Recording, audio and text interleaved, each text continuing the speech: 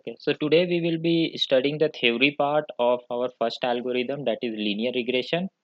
So this is considered as one of the most widely used statistical technique in the field of data science. So first we will be studying the theory part today, and then we will be seeing the hands-on in Python in the next video.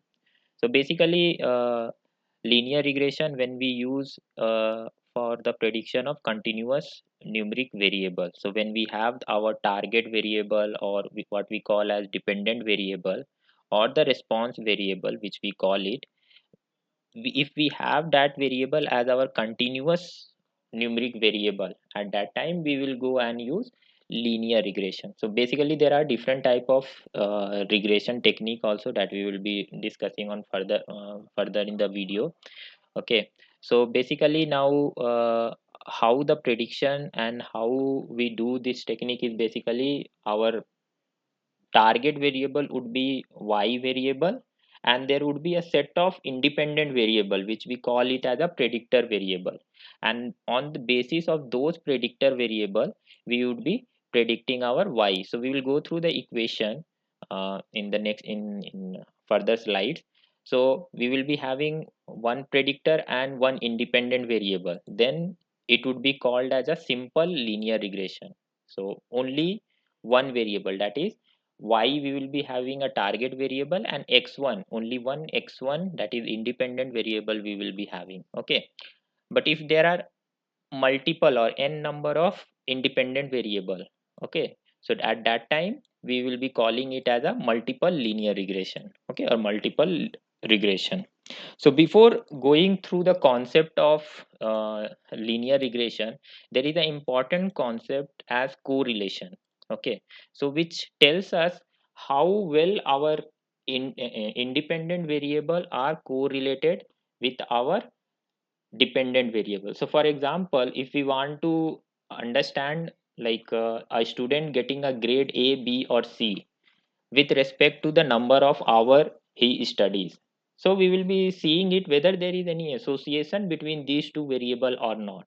So our grade will be dependent variable, and number of hour that a student study would be considered as my independent variable, right? Same is with the sweater sale. For example, if there is an increase in temperature, what would be my sweater sales? Okay, are they strongly correlated, or are they not strongly correlated, right? So once we see all our independent variable with respect to dependent variable how they are correlated, and then we try to do a regression analysis. So if both are positively correlated, so one, if one variable is directly impacting my other variable, that means there is a strong correlation, right? If there is an increase uh, in temperature, right, obviously the sweater sales will decrease. So there is a strongly negative correlation between those two variable, right? In sales, when weather becomes hot, right, at that time we will be seeing if my temperature is getting increased, my ice cream sales will also be increasing, right? Similarly, we can see like whether there is any association between the health and the GDP of a country, right? Or we can see if there is an association between asthma case in the city and the level of pollution. So these kind of study between the two variable is with the help of correlation, and how we measure this correlation is with the help of a scatter plot. So we will be plotting a scatter plot between the two variable, and we will be seeing how they are, whether they are strongly correlated with each other. So this is basically strongly positive correlated. So if my budget increases, my responses also will be increasing, right? So many people would be coming and visiting my campaign or any kind of promotion that I am running through it, right? But in the second graph, if you see, we don't see any pattern, right? So there is no correlation between the two variable, right? So correlation To study correlation, a scatter plot helps us in identifying whether there is a correlation between the two variable or not. And we measure this with the help of Pearson correlation coefficient. So we will be seeing the formula of this. So basically the correlation value would be ranging from -1 to 1, which means -1 to 0, 0 to -1 would be negative correlation, and 0 to 1 would be positive correlation. And if there is a 0, the value of correlation is coming 0, then there means there is a no correlation, right?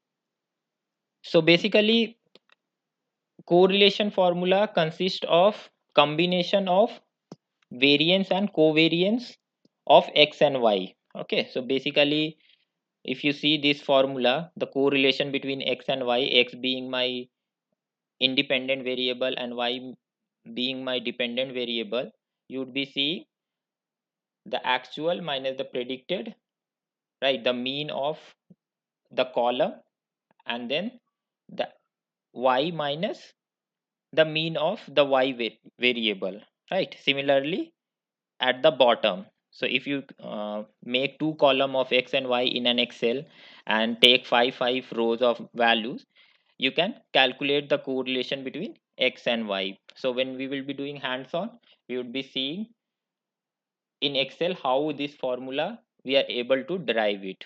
Okay, so this is the formula of correlation between x and y between the two variable. Okay, so if you see this, so correlation, if correlation is 0, then there is no association between the two variable. But if there is like correlation between 0 to 0.25, then there is a negligible positive association. If correlation lies between 0.25 to 0.5, then there is a weak positive association. If my correlation rise from 0.5 to 0.75, then there is a moderate positive association. If the correlation between 0.5 to 1, then there is a strong positive association. And if you reverse it backward, there would be from positive it would be negative, right? Okay, coming to this slide, you will be seeing about simple linear regression. So basically my regression equation which which we were talking in the last video also. So y equal to mx plus c would be my straight line equation, right? Similarly we have our regression concept. Okay, y equal to beta naught plus beta 1 x. Okay, where beta naught would be my intercept and beta 1 would be my slope, same as my equation y equal to mx plus c. Okay, so if we have one variable, one independent variable, it would be only giving me beta 1. But if we have multiple independent variable which we are using in our linear regression, we would be having beta 1 plus beta 2 plus beta 3 and so on, right? So if you see in this slide, so how we are fitting this line, okay, how we are fitting this line. So basically we would be having n number of points, right? N number of point between x and y. If we go and plot it between x and y, we will be having, and we will be seeing a best fit line. We will be seeing a best fit line which will fit our most of the data point. Okay, most of the data point. And the error term how we calculate it is between the actual and the predicted. Okay, so basically if we see like if we see like my actual point is residing here, okay, and if I draw a line, best fit line, it is coming at this point, so we will call as this as predicted. Okay, and the error between these two, error between the actual and the predicted, right, we will be calling this as our residual error. Okay, our residual error. So if you see this, actual would be my the y variable, right? So this is my actual, and if you see my predicted, so predicted is coming from my equation from y hat, right? Beta naught plus beta 1 x, right? So if you see this, you will be seeing it beta naught plus beta 1 x, right? And whole square, because here we are taking the square of our error, the summation of square of our error. So this is how we go and do the evaluation of our linear equations. Okay, linear regression equation.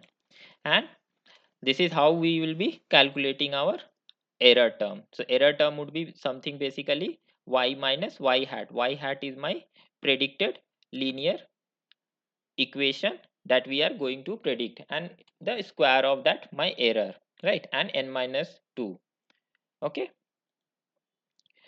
So the most important concept comes here is the about the sum of square, the total sum of square. So total sum of square is basically the combination of, or the summation of, sum of square error plus sum of square of regression. So if you take one point as this actual, and the line that is passing through would be my predicted. So basically my, if I go and build a model, my line should have touched this point, okay, touch this point to match with zero error, but my line is passing from this point, right? From this point. So there is a gap of this, there is a gap of this. And if you draw a horizontal line, horizontal mean line, mean average, so it will be coming till here, right, at bottom of this line. So my error from actual y till the mean would be called as total sum of square, SST. Okay, total sum of square. Now what would be my error? My error would be the actual, y actual, and the line touching at this point would be my error term, that is my SSE, sum of square error.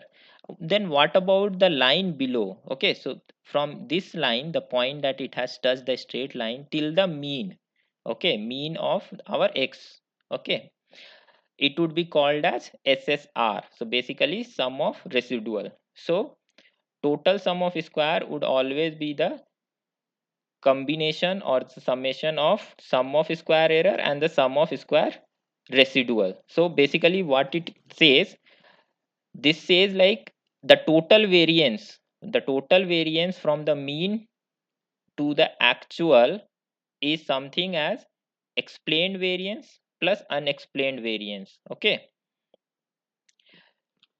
if you go to the next slide, so basically that explained and unexplained variance is called as coefficient of determination, or we call it as an r square. So r square is something as sum of square regression by total sum of square, so SSR by SST. So variance explained by total variance. Okay, so this is the formula of r square. So in short, if you want to understand, so in all the independent variable that we are getting into our model will be explaining about my model. Okay, so for example, if 5 variable are entering into our model, so what is the significance, or what is the level of significance that is being explained by all those 5 variable. Okay, an adjusted square is something as a penalty term for our model significance. So basically if all 5 variable has entered into our model, but if one variable is insignificant in our model, so that would bring a penalty to our significance of the model. Okay, so most of the time you will be seeing my adjusted r square is lower than my r square term. And as a stand industry practice, or as a thumb rule of statistics, we consider most of the time r square, r adjusted r square, for the evaluation of our model. So this was with related to building of the model, but linear regression follows some kind of assumptions, okay, before building a model, or we have built a model, then we have to do some kind of assumptions test. So we have 5 assumptions of linear regression that we need to test it out. So talking about assumptions of linear regression, first assumptions of linear regression is linearity. So there should be a linear relationship between my dependent variable and my independent variable. Okay, it should follow a linear pattern when we go and plot a scatter plot between our dependent variable and independent variable. Okay, second is normality. So if we go and plot the distribution uh, of my dependent variable, it should follow a bell-shaped normality curve, which we had seen it in earlier videos, right? So it should follow the normality as a second assumption. Okay. The third assumption is the observation should be independent. So basically, the two observations the should not be highly correlated between each other, which we also call the multicollinearity, right? So we will be seeing that in the next slide. So basically, here in this slide there are examples like how we can see the correlation between the two independent variable. So basically, like if you see, independence of y is one of the most common assumptions while attempting to fit a linear regression. So you can expect the value of y to depend on independent variable but not on its previous value, right? The another assumption is homoscedasticity and heteroscedasticity. So basically, our linear regression should follow homoscedasticity. That means all our error term, all our error term should follow a linear pattern. There should not be a haphazard pattern in our error term. So if we go and calculate our error for our equation, right? So there will be error for each of the term, right? Y minus y hat. And if we go and plot it, it should follow a linear pattern, right? So that means the residual should follow a linear pattern.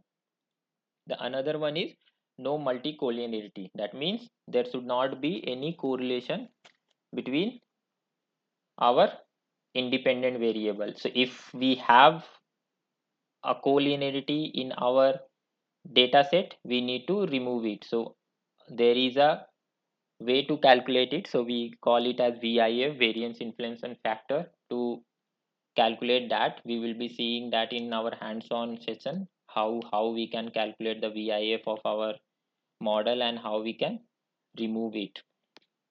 Okay.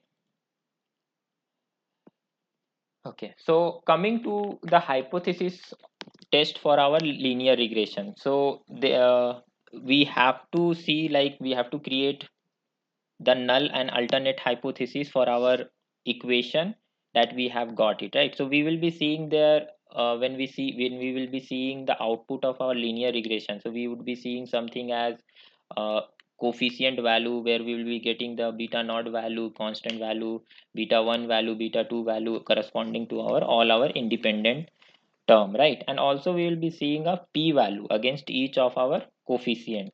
So how we will be checking the significance of each of our coefficients. So if our p value is less than 0.05, then only we will be considering those variable. So our hypothesis basically states that the slope is equal to 0. Okay, that means our assumption for our null hypothesis is like the mean of our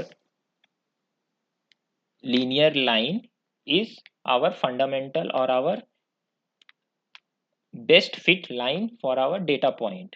Okay, so that means if we are going to accept that null, right? If we are going to accept that null, that means the output that we are going getting from our model would become significant, right? So how we test this is something against our p value. We will be seeing each of the coefficients. Okay, for example, if we take the example of number of hour a student study and the grade he receives, right? So we will be seeing the number of hours, what is the p value against that, right? And if it is coming less than 0.05, we would be considering that as a significant variable for our model, else we would be rejecting that. That means that is not a significant variable for our model. Test statistics we will be seeing later on, and the overfitting of the model concept. So basically the overfitting and underfitting concept is something like when our when our data set or the the model that we have built is performing very good, okay, on the train data set, okay. So we would be splitting our data set into train data set and test data set, right? To on train data set we will be building the model, and on the test data set we would be checking how our model is performing, right? So if our training data set is giving very good result, okay, so if you see this image, our training data set is doing very good at this point, right? But the same model, if we are going and testing it on our test data set and it is not giving us a good prediction, so there is a case of overfitting for our model, okay. Underfitting is something when our data set is not able to do the prediction or not able to do bring out the data point for the training data set itself, okay. So we are doing building a model and our training data set is not able to do the correct prediction, right? At that point we would be calling that as underfit model. So basically like our model needed it to be built on something like polynomial regression, okay, but we are building a linear regression. So at that time it will not be able to predict it, okay. So if I enlarge this image, so see here the requirement was to build a higher degree of linear line, but we are trying to fit a straight line in this, right? So all these point, if you see, none of the point is being covered up, right? So this image is from Analytics Vidya, okay. So none of the point it is able to cover it, so this means this is a underfit model, okay. What is just fit? Just fit is it needed a parabolic line, right? And we are getting a parabolic curve. So this is just fit. But if you see, like everywhere, wherever the point is going, we are going it and fitting it, right? But the test data set would not be having like this kind of pattern, and we will not be able to predict it. This is not a generalized pattern, right? So this kind of model is called overfit. We would be seeing how we can remove these overfit, underfit in our hands-on session. So this was the theoretical part with regards to linear regression. In next video, we will be seeing hands-on in Python, how to see all these concepts and how we can build our model, how we can test the assumption, how we can see whether our model is overfitting, underfitting.